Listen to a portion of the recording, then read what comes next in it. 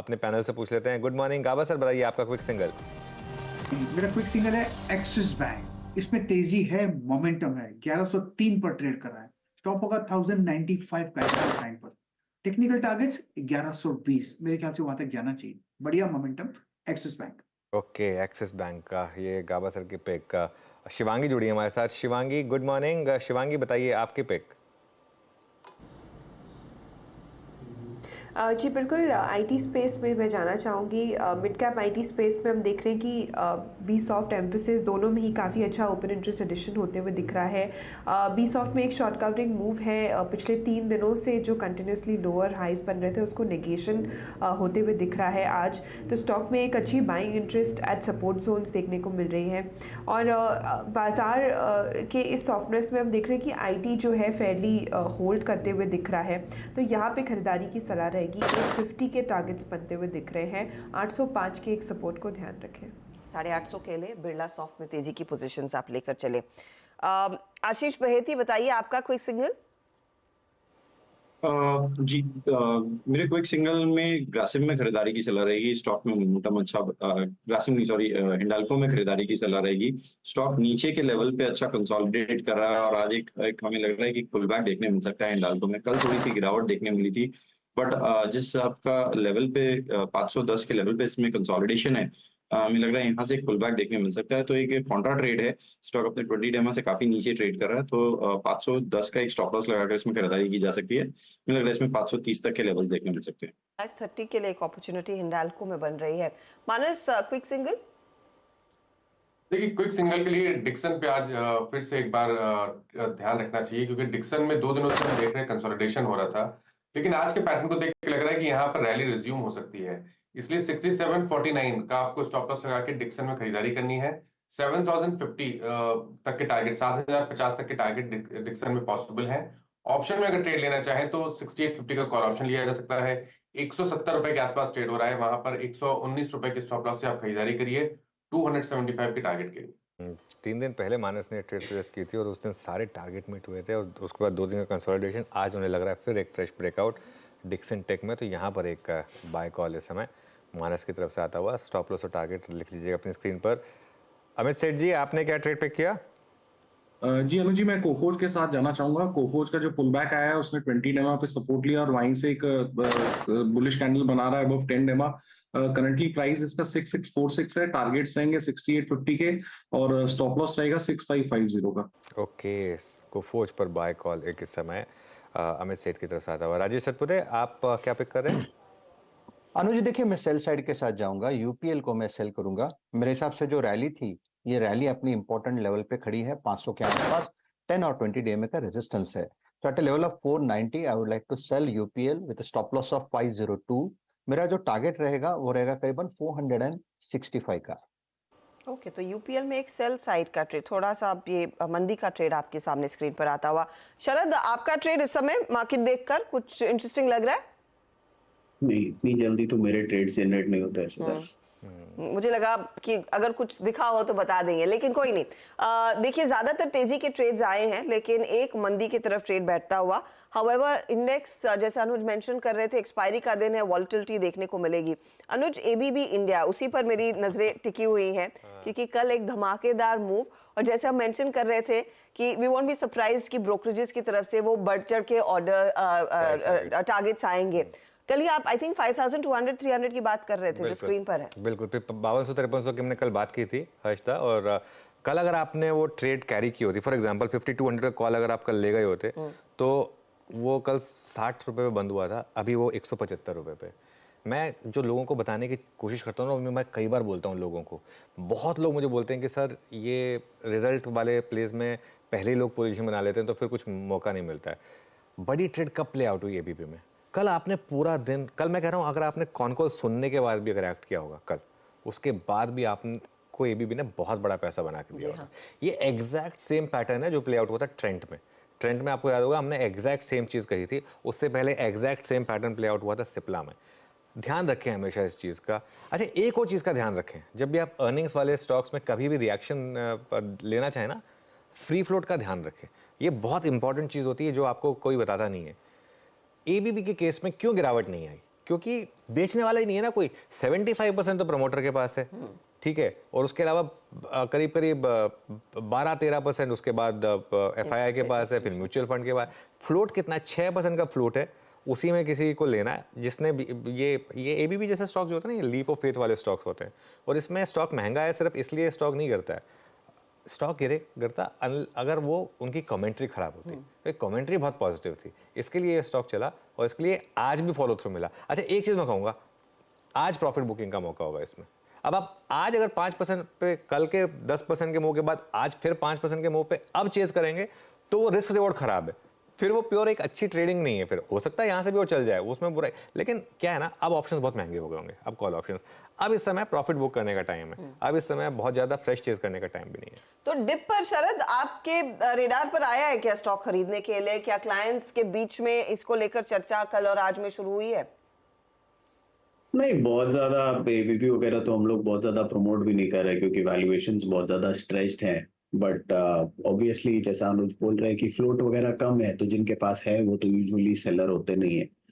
तो उस हिसाब से बहुत ज्यादा एक्टिविटी हमारे यहाँ तो डेस्क पे इसमें देखी नहीं जाती है। जिनके पास है वो लॉन्ग टर्म ऐसे MNC काउंटर्स यूजुअली होल्ड ही करते हैं, उसमें एग्जिट बहुत जल्दी कोई प्लान नहीं करता छोटी मोटी इवेंट्स पे। ओके, अच्छा, एक बार निफ्टी IT वापस लेकर आइए, अभी के लिए सस्टेन कर रहा है गेंस, ये इंपॉर्टेंट है मार्केट के लिए, क्योंकि इसी ने कल डाउन साइड को स्पॉन्सर किया था, लेकिन वापस अपने 20 डेमा को रिक्लेम करता हुआ निफ्टी IT, ये इंटरेस्टिंग है। और हालांकि निफ्टी में वो मूव नहीं आ रहा, और एक बार मिड कैप लेकर आइए ज़रा। मुझे एक साइन मिल रहे हैं हर्षदा कि मिड कैप इंडेक्स अब तैयार है यहाँ से अपनी पहली करेक्शन के लिए। ये 2-3 दिन से ऐसा हो रहा है कि मिड कैप में वो जो करेक्शन है वो शुरू होती है करीब 9:25 के बीच में, और वो पूरे दिन चलती है, और इसी तरीके का एडवांस डिक्लाइन हो रहा है। हाँ। ये साइंस है मेरे ख्याल से कि मिड कैप में अब एक अच्छी खासी करेक्शन की शुरुआत हो गई है।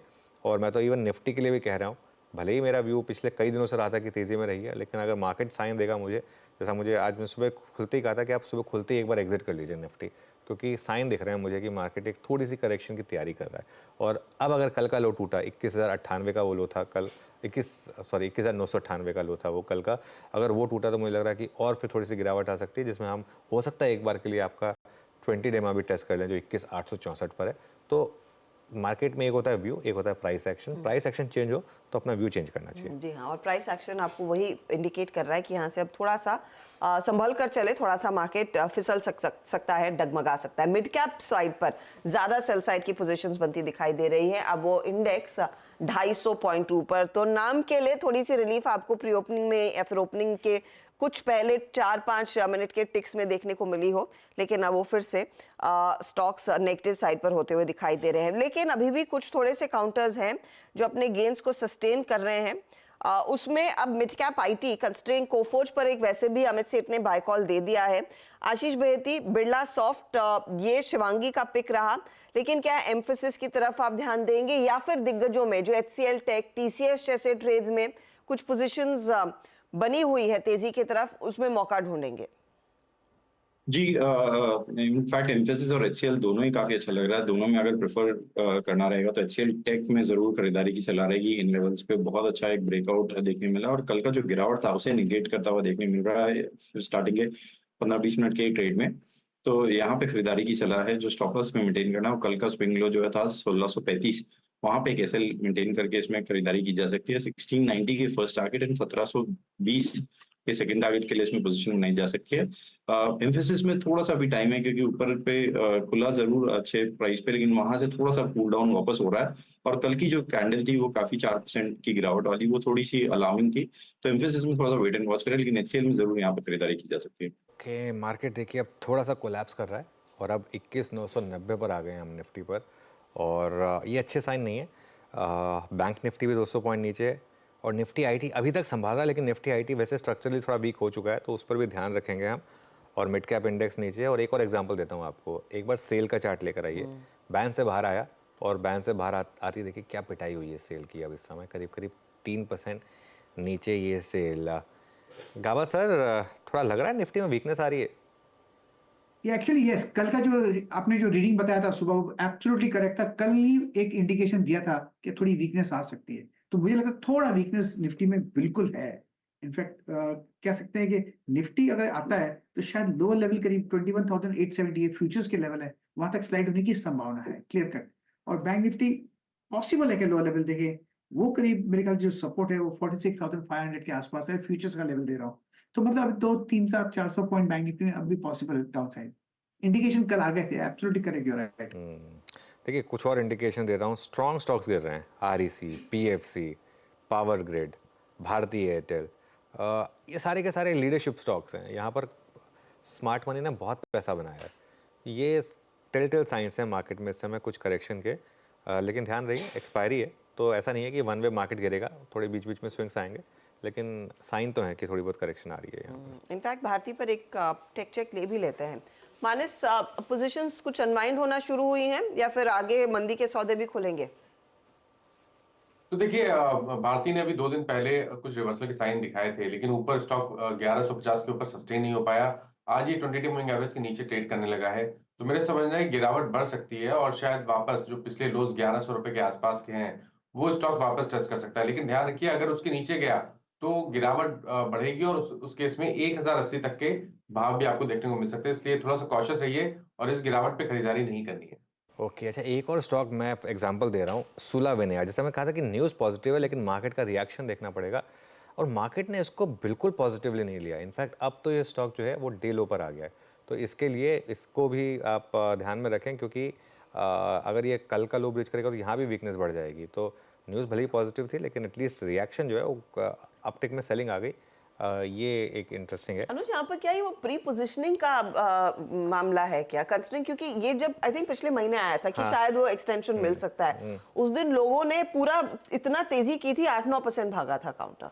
हाँ, लेकिन उसके बाद पूरा गिर गया था वो। हाँ। उसके बाद पूरा गिर गया था, और पोजीशनिंग तो अब इनफैक्ट इसकी लास्ट 1 महीने का चार्ट देखिए 10% नीचे ही है एक्चुअली। यहाँ पे मुझे लग रहा है मामला क्या है हर्षिता, मुझे लग रहा है कि इसमें अगर आप रीड थ्रू करेंगे तो वो शायद ये निकल के आ रहा है कि पिछले सालों का जो बेनिफिट मिलना था वो तो मिल गया, आगे जो एक्सटेंड किया गया इसमें शायद एक कैप लगा दिया गया कि कितना आपको वो पॉलिसी के तहत वो मिलेगा, तो वो एक रीज़न हो सकता है। बाकी खैर मार्केट का भी मूड माहौल ख़राब है, तो आज क्या होता है लोगों को जहाँ दिखता है कि कुछ प्रॉफिट मिल रहा है वो ले लो, ये भी एक रीज़न हो सकता है। Which is fair। अच्छा, एक स्टॉक जो शॉर्ट साइड पर आपको सुझाया था राजेश सातपुते ने, UPL, वो आपकी स्क्रीन पर लेकर आते हैं, टूटा है, 1.5% तक का नुकसान यहाँ पर, 485। राजेश जी एक बार याद दिलाएंगे फिर से टारगेट स्टॉप लॉस आपका, और इसके साथ बने रहना है, राइट? हाँ जी हर्षदा जी, देखिए 490-91 के आसपास मिला था हमें शॉर्ट में, 502 का स्टॉप लॉस था, और हमने जो सुझाया था कि जो इसका लक्ष्य होगा वो रहेगा करीबन 470-465 का, और अभी भी मैं मानता हूं कि यहाँ पे वीकनेस रहेगी। At the same time I would like to add one more counter, जहाँ पे मुझे लगता है कि एक सीरियस ब्रेकडाउन हुआ है, जिसका जिक्र अभी अभी अनुज जी ने किया था, REC PFC। तो यहाँ पे आप PFC का चार्ट देखे, its head and shoulder price formation जिसका ब्रेकडाउन अभी हुआ है। एट द सेम टाइम यहाँ पे इसने 50 DMA को भी तोड़ा है, तो ये जो 405 का लेवल है ये इसके लिए एक इंपॉर्टेंट सपोर्ट था। तो सेल करना है तो स्टॉप लॉस होगा 408 का, और जो टारगेट दिखता है वो रहेगा करीबन 380 का। वायदा के सारे लूजर्स PSUs हैं। PSUs, हाँ, मैं उसी पे आने वाली थी। हाँ, मतलब एक सिरे से SAIL, IOC, BPCL, PFC, REC, power grid, in fact बैंकों में भी पंजाब नेशनल बैंक जैसे स्टॉक्स, सबकी धुलाई हो रही है। सबकी धुलाई हो रही है, तो ये क्लियरली एक मार्केट का शायद एक थोड़ा सा इंडिकेशन है कि अगर आपने बहुत पैसा बना लिया तो थोड़ा सा प्लीज़ घर ले जाइए, ज़रूरी नहीं है कि रहना ही रहना है आपको, तो ये भी एक क्लियरली एक इंडिकेशन हो सकता है। और सेल तो खास तौर से, और जैसे हमने बात की थी PFC, REC, इनकी भी पिटाई हो रही है, पावर ग्रिड। एक और स्टॉक जो मुझे जिसने बहुत थोड़ा हैरान किया है वो है अशोक लेलैंड, क्योंकि नंबर्स के बाद मैं एक्सपेक्ट कर रहा था कि अच्छी रैली आएगी अशोक लेलैंड में। रैली छोड़ दीजिए, स्टॉक गिर रहा है और रुक ही नहीं रहा है स्टॉक, और ये देखिए इस समय करीब इसका एक 52 वीक हाई लो प्लेट लेकर आइए, क्योंकि एक ऑटो पॉकेट को इसने काफ़ी अंडर परफॉर्म किया है। ये देखिए 1 महीने का चार्ट इसका करीब अब 0.7% नीचे, और इसका 52 वीक हाई लो देख लेते हैं। मेरे ख्याल से 52 वीक हाई तो इसका करीब 200 रुपये के करीब था, 191 था, हाँ 191 था इसका 52 वीक हाई, और वो भी अगस्त 2023 में। वहाँ से ऑटो इंडेक्स कहाँ पहुँच गया, और अशोक लेलैंड चलने को तैयार नहीं है। गाबा सर, ये आपके पोर्टफोलियो में है भी शायद अशोक लेलैंड, ये चल क्यों नहीं रहा है? इनफैक्ट मुझे लगता है कि 3, 6, 8, 9 महीने से एक साइडवेज कंसोलिडेशन में, और ये एक साइन ऑफ स्ट्रेंथ है, मैं कहूंगा। जब तक टूटता नहीं तब तक ठीक है, सपोर्ट है 164 के आसपास। और जब भी ये 190 पार कर लेगा तो फिर बहुत अच्छा अप मूव मिलेगा, वो करीब 225 ले आ सकता है। स्ट्रक्चरली एक अप मूव है, पॉज है, फिर एक अप मूव है, फिर एक कंसोलिडेशन है। कंसोलिडेशन से बाहर निकलना जरूरी है। आपकी बात सही है कि इन्होंने परफॉर्म नहीं किया है, लेकिन जब भी परफॉर्म करेगा तो मूव बहुत बढ़िया मिलेगा। तो मेरे पास तो ये होल्डिंग है ही, ट्रेडिंग पोर्टफोलियो में है अशोक लेलैंड। तो ये फिलहाल अशोक लेलैंड पर गाबा साहब की रीडिंग है, लेकिन है तो स्टॉक थोड़ा सा कंसोलिडेशन मोड में।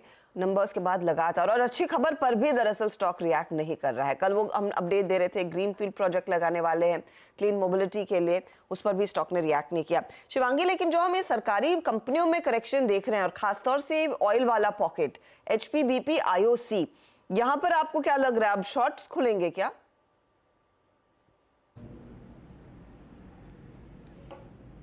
जी बिल्कुल। अगर हम ऑयल कंपनीज़ की अगर बात करें तो पिछले 4 हफ्तों में कंटिन्यूस हमने एक रैली देखी है, एक कंटिन्यूस अपवर्ड देखी है।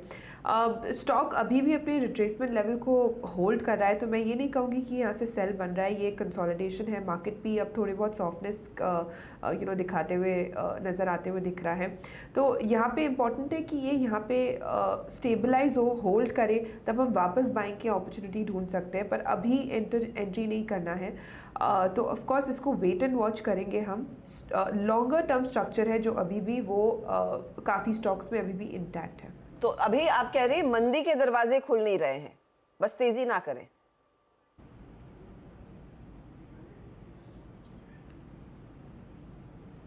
ठीक है।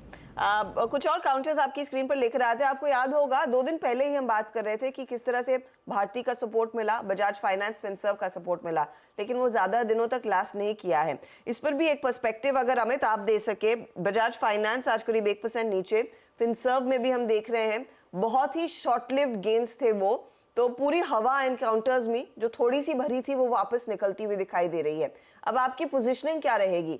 डिप पर खरीदने की गुंजाइश है या फिर छोड़े, मंदी की साइड ही बैठे?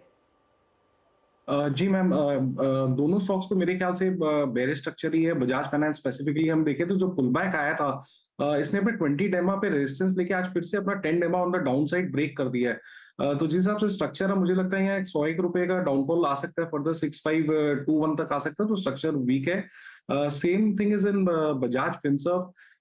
200 डेमा पे थोड़ा सा ये रेस्ट कर रहा है, लेकिन अगर ओवरऑल देखा जाए तो बजाज फाइनेंस का स्ट्रक्चर ज्यादा नेगेटिव है। That can be shorted with a stop loss of 6660 and targets of 6500. Okay, meanwhile Gaba sir का वो क्विक सिंगल जो था एक्सिस बैंक, वो अभी भी थोड़ा सा आउट परफॉर्म कर रहा है मार्केट को। वहाँ पर अच्छे मूव हैं, और उसके अलावा अच्छे मूव्स हैं आयशर मोटर्स में। आयशर मोटर्स में बहुत टाइम के बाद एक मूव आ रहा है, करीब करीब 2% ऊपर माइनस।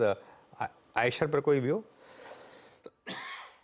देखिए, आयशर मोटर्स लगातार अपने 50 डे और 20 डे मूविंग एवरेज के आसपास सपोर्ट ले रहा है। आज इंटरडे चार्ट पे एक प्राइस ब्रेकआउट है, 3900 का एक अहम रेजिस्टेंस स्टॉक ने ब्रीच किया है। तो पॉसिबिलिटी है कि वापस स्टॉक कोशिश करे 4000 के लेवल्स को टेस्ट करने के लिए। तो अगर एक ट्रेड लेना होगा तो वो लॉन्ग साइड पे होगा। आपके स्टॉप लॉसेस 3860 के नीचे रहेंगे। ओके, तो ये फिलहाल आयशर पर एक बाय साइड का ट्रेड 3900 के ऊपर ये स्टॉक टिकने में कामयाब है। बहुत चुनकर तेजी हो रही है, ऐसे बहुत छोटे क्वांटिटी में भी इफ एट ऑल वो मूव्स आते हुए दिखाई दे रहे हैं। चलिए, इस बीच सस्ता ऑप्शन कौन देगा? एफएनओ सुपरस्टार, चार्ट का चमत्कार, सबकी तैयारी कर लेते हैं। 4 का चौका में मानस आप तैयार रखिएगा, सस्ता ऑप्शन ट्रेड के लिए मैं आपके पास आऊंगी। एफएनओ सुपरस्टार आशीष बहेती से लेंगे। शिवांगी, आपसे गुजारिश है चार्ट का चमत्कार के लिए एक ट्रेड आइडेंटिफाई करके रखें, और मिड कैप फंडा के लिए सनी अग्रवाल तैयार होंगे, वो भी हमारे साथ कार्यक्रम में इस समय जुड़ रहे हैं। तो ये इनफैक्ट वो ट्रेड्स आपकी स्क्रीन पर लेकर आएंगे। लेकिन आयशर की बात हुई तो बाकी ऑटो कंपनियों पर भी एक बार नजर डाल ली जाए, क्योंकि बजाज ऑटो मामूली सी बढ़त दिखा रहा है। M&M, हीरो मोटोकॉर्प, मारुति में भी हल्की हल्की पोजीशनिंग इस समय आती हुई दिखाई दे रही है। अगर सेक्टोरली देखें ना तो सिर्फ आपका टेक्नोलॉजी है जहां पर एक डिसेंट मूव देखने को मिला है, बाकी ऐसा कोई सेक्टर नहीं है जहां पर खरीदारी अच्छी खासी एक ट्रेंड वाली बनती हुई दिखाई दी हो। लेकिन इन ऑटो स्टॉक्स में जो थोड़ी बहुत निबलिंग हो रही है, राजेश जी, बियॉन्ड आयशर, क्या M&M, हीरो जैसे स्टॉक्स में कुछ कोशिश की जाए पोजीशन लेने की, या फिर मोमेंटम जब लौटेगा तभी करेंगे? हर्षदा जी, देखिए मोमेंटम लौटेगा तो करना थोड़ा ठीक होगा। महिंद्रा एंड महिंद्रा की अगर बात करें तो इसका स्ट्रक्चर मुझे पॉजिटिव लगता है। 1730 1740 का ब्रेकआउट था और वहां से हमने एक अच्छी रैली देखी। तो अगर आपको सिर्फ स्विंग ट्रेड लेना है फॉर द डे, तो फिर नजर रहेगी M&M पे अदर देन आईशर, क्योंकि M&M में जो सपोर्ट बनता है वो है 1840 का। 1840 ही टेस्ट किया और वहीं से एक रिकवरी है। स्विंग ट्रेडिंग का जो टारगेट होगा वो रहेगा करीबन 1900 1910 का। तो अगर आपको इंट्राडे स्विंग लेना है तो M&M is the best pick. Okay, थोड़ी सी मार्केट में अब रिकवरी आ रही है मीनवाइल निफ्टी पर, और निफ्टी बैंक में भी। निफ्टी अब ग्रीन में आ गया है एकदम से, काफ़ी शार्प रिकवरी आई है, बहुत शार्प रिकवरी। और देखिए लोअर लेवल से, और ये एक्सपायरी डे मैजिक है, बहुत वोलेटाइल रहेगा ये मार्केट आज, क्योंकि निफ्टी की वीकली एक्सपायरी है। और बात करते करते ग्रीन में आके फिर 30 पॉइंट नीचे, ये इस तरीके का मार्केट में मूड है। और बैंक निफ्टी भी देखिए किस तरीके से वापस 100 पॉइंट नीचे आ गया। तो प्लीज़ थोड़ा सा संभल के चलिए इस मार्केट में, बहुत ज़्यादा वॉलेटिलिटी है इस समय।